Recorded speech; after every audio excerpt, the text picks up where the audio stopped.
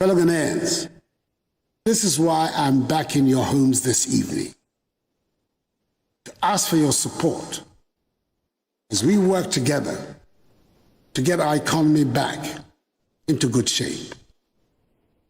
In April, after the cabinet retreat of the first quarter, in recognizing the deteriorating macroeconomy, my government announced a 30% cut in budgeted discretionary expenditures and a 30% cut in salaries of the president, vice president, ministers, deputy ministers, MMDCs, and political office holders, amongst other measures. And since July, when the government took the difficult decision to go to the IMF to seek support, I've been speaking publicly at different fora on the subject of the economic difficulties we face, especially during my recent tours so far of 9 regions, interacting directly with you, the Ghanaian people. It is also true that many of you have felt the need for me to come back to the fellow Ghanaians format that brings us all together. For us in Ghana, our reality is that our economy is in great difficulty. The budget drawn for the 2022 fiscal year, that is this year, has been thrown out of gear, disrupting our balance of payments and debt sustainability, and further exposing the structural weaknesses of our economy. We are in a crisis. I do not exaggerate when I say so.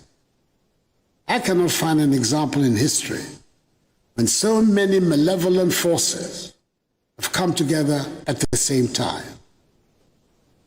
But, as we have shown in other circumstances, we should turn this crisis into an opportunity to resolve not just the short-term urgent problems, but the long-term structural problems that continue to bedevil our economy.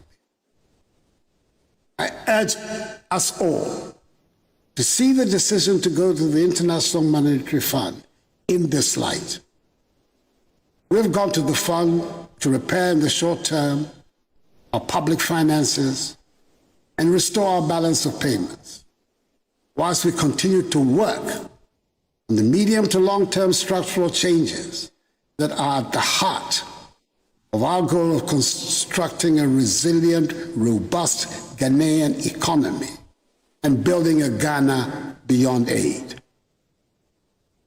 I'm able to report to you, my fellow Ghanaians, that the negotiations to secure a strong IMF program, which will support the implementation of our post-COVID-19 program for economic growth and additional funding to support the 2023 budget and development program, are at advanced stages and are going well. We're determined to secure these arrangements quickly to bring back confidence and relief to Ghanaians. We're working towards reaching a deal with the IMF by the end of the year. This will give further credence to the measures government is taking to stabilize and grow the economy, as well as shore up our currency. I know that the increasing cost of living is the #1 concern for all of us. It is driven by fast escalating fuel prices at the pumps, which is caused by high crude oil prices on the world market and our depreciated currency. I know this is putting intolerable pressure on families and businesses. I know that people are being driven to make choices they should not have to make. And I know that it has led to the devaluation of capital of traders and painfully accumulated savings. Furthermore, government is working to secure reliable and regular sources of affordable petroleum products for the Ghanaian market. It is expected This arrangement, when successful, coupled with a stable currency, halt the escalation of fuel prices and bring relief to us all. I hear from the market queens also that another factor fueling the high prices is the high margins that some traders are slapping on goods for fear of future higher costs. I say to our traders, we are all in this together. Please, let us be measured in the margins we. I have great respect and admiration for the ingenuity and hard work of our traders, especially those that take on the distribution of foodstuffs around the country. And I would hesitate to join in calling them names. I do make a heartfelt appeal that we all keep an eye out for the greater good and not try to make the utmost profits out of the current difficulty. In language that every market woman and indeed every trader in our country understands, let me say that the basic problem we face is that we're not making as much money as we need to spend. And what little money we do make is going to pay for the debts we have contracted to fund the development projects we must have. Not enough of us are paying our taxes. Not enough of us are producing to generate the revenues that we need. Nevertheless, my ambitions for Ghana remain high. All our children should be educated and trained with skills that will enable us to be competitive in the world. We need to close rapidly the infrastructure gap. We need to build a world-class healthcare system. And we need to build confidence in ourselves to make ours the happy and prosperous place it deserves to be. I believe we can and we will find the means to achieve these goals, even if the immediate measures we have to take are painful. At the just-ended cabinet retreat at Peduasi Lodge, my government agreed on the framework for the post-COVID-19 program for economic growth and the IMF support for its implementation, as well as the work being done by the Ministry of Finance in preparation for the 2023 budget. At the retreat, we took some firm decisions to put us on the path that will take our nation out of the current economic difficulty. Let me try and give you an outline of the main decisions without getting into the technical language that baffles many of us. To restore and sustain debt sustainability, we plan to reduce our total public debt to GDP ratio to some 55% in present value terms by 2028, with the servicing of our external debt pegged at not more than 18% of our annual revenue also by 2028. We're committed to improving the revenue collection effort from the current tax revenue to GDP ratio of 13% to between 18 and 20% to be competitive with our peers in the West Africa region. The Ghana Revenue Authority is rolling out an extensive set of measures to support the enhanced revenue mobilization. All of us must do our patriotic duty and support the GRA in this exercise. We're aiming to restore and sustain macroeconomic stability within the next 3 to 6 years. The focus on ensuring debt sustainability to promote durable and inclusive growth while protecting the poor. We've decided to review the reforms in the energy sector, capping of statutory funds, implementation of the Exemptions Act, and a new property rate regime. We've also decided to continue with the policy of 30% cut in the salaries of political office holders, including the President, Vice President, Ministers, Deputy Ministers, MMDCs, and SOE appointees in 2023, just as we will continue with the 30% cut in discretionary expenditures of ministries, departments, and agencies. My fellow Ghanaians, the success of our efforts in diversifying the structure of the Ghanaian economy from an import-based one to a value-added exporting one is what will, in the long term, help strengthen our economy. We're making some progress with the 1D1F, but our current situation requires that we take some more stringent measures to discourage the importation of goods that we can and do produce here. To this end, we will review the standards required for imports into the country. We will prioritize the imports, as well as review the management of our foreign exchange reserves in relation to imports of products such as rice, poultry, vegetable oil, toothpicks, pasta, fruit juice, bottled water, and ceramic tile, and others, which with intensified government support and that of the banking sector can be manufactured and produced in sufficient quantities in Ghana. Government will in May 2023, that is 6 months from now, review the situation. We must, as a matter of urgent national security, reduce our dependence on imported goods and enhance our self-reliance as demanded by our overarching goal of creating a Ghana beyond aid. Much as we believe in free trade, we must work to ensure that the majority of goods in our shops and marketplaces are those we produce and grow here in Ghana.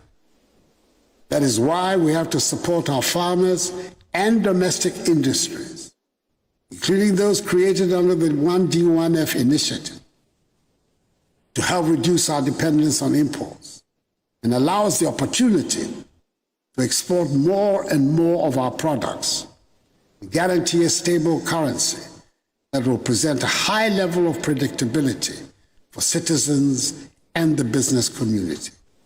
Exports, not imports, must be our mantra.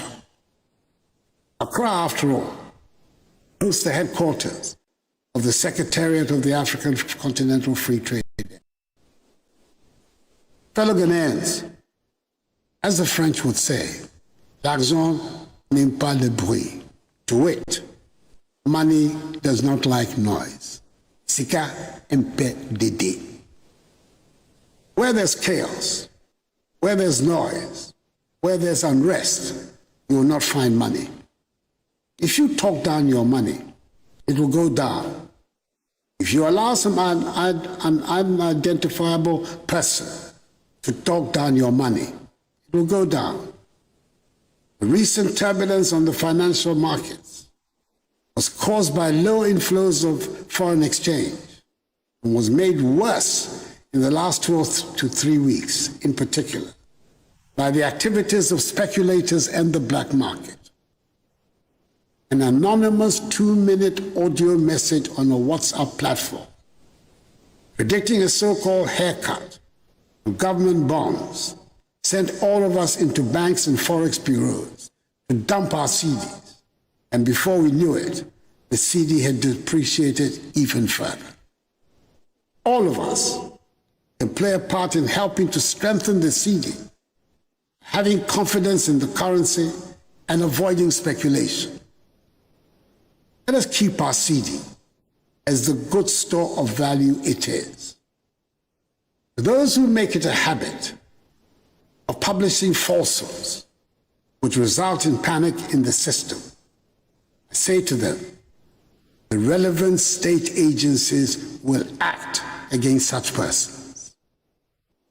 Indeed, some steps have been taken to restore order in the foreign exchange markets, and we're already beginning to see some calm returning. We will not relent until order is completely restored. The following actions have been taken thus far. 1. Enhanced supervisory action by the Bank of Ghana in the Forex Bureau markets and the black market to flush out illegal operators, as well as ensuring that those permitted to operate legally abide by the market rules. Already, some Forex bureaus have had their licenses revoked, and this exercise will continue until complete order is restored in this sector. 2. Fresh inflows of dollars are providing liquidity to the foreign exchange market and addressing the pipeline demand. 3. The Bank of Ghana has given its full commitment to the commercial banks to provide liquidity to ensure the wheels of the economy continue to run in a stabilized manner till the IMF program kicks in and the financing assurances expected from other partners also come in. 4. Government is working with the Bank of Ghana, the oil producing and mining companies, to introduce a new legal and regulatory framework to ensure that all foreign exchange and from operations in Ghana are initially paid to banks domiciled in Ghana to help boost the domestic foreign exchange market. 5. The Bank of Ghana will continue and enhance its gold purchase program. I'm confident that these immediate measures designed to change the structure of our balance of payment flows, sanitize the foreign exchange market to ensure that the banks and Forex Bureau operate along international best practices, together with strengthened supervision, will go a long way to sanitize our foreign exchange market and make it more resilient against external vulnerabilities going forward. Over the course of this week, I've had several fruitful engagements with the Trades Union Congress and Organized Labor, Ghana Employers Association, the Association of Ghana Industries, the Ghana Association of Banks, Private Enterprise Federation, the Association of Forex Bureau Operators, the Association of Market Queens and Women, all of whom represent important stakeholders of the Ghanaian economy. They expressed their concerns and proposed solutions on how best to solve our problems. I've been encouraged by the enthusiasm of these interest groups to help government to address these challenges. And I intend to continue these engagements with other groups. I also want to assure all Ghanaians that no individual or institutional investor, including pension funds, and government or instruments, will lose their money as a result of our ongoing IMF negotiations. There will be no haircuts. So I urge all of you to ignore the false rumors. Just as in the banking sector cleanup, government ensured that the 4.6 million depositors affected by the exercise did not lose their deposits. And meaning say asset no ayade. Nanso mo bi ampaba. Okoso nya gidi wa banum. Isise a itumi ma free SHS any one district one factory eba mu no. Isise a eboa ma itumi pam corona yare no free oman mu. Saa so na maban etoto nyema yie. Samre ema ahoto aba oman mu. Na minim se gidie no ewo memu no ekire se ekono e onyankopon ne ko.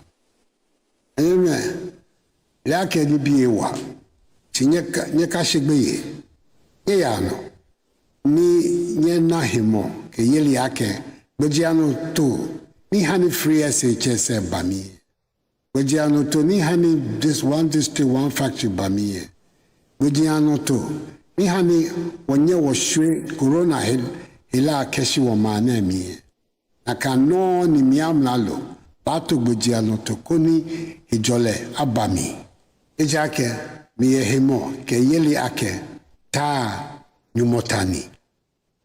My government has always been cognizant of the importance of implementing policies and social interventions to relieve Ghanaians of hardships. It is for this reason that over the first 5 years in office, the government reduced electricity tariffs cumulatively by 10.9%. We provided free water and electricity, as well as reduced tariffs for the entire population during a whole year of the COVID-19 pandemic. We increased the share of the District Assembly's Common Fund to persons with disabilities by 50%. We exempted Kayaye from market tolls. We expanded the LEAP by 150,000 beneficiaries. We expanded school feeding from 1.6 million children to 2.1 million children. We restored teacher and nursing training allowances. We absorbed the cost of BC and WACC exam registrations for parents. No guarantors now required to obtain student loans. The Ghana card is sufficient. And we have implemented free TVET, as well as free senior high school education. It is obvious, fellow Ghanaians, that you have a government that cares. We're determined to restore stability to the economy and provide relief. All of us are in this together and asking for your support to rescue Ghana from the throes of this economic crisis. I have total confidence in our ability to work our way out of our current difficulties. We are not afraid of hard work. We will triumph, as we have triumphed many times before. Let us unite and rally around our republic, its institutions and its democratic values, and insist that under God we will emerge victorious from our current difficulty. This too shall pass, as the battle is the Lord's. I'll be coming regularly to keep you updated about the measures your government is making to move our country forward and tackle our economic challenges. God bless us all and our homeland Ghana, and make her great and strong. Thank you for your attention. Have a good evening.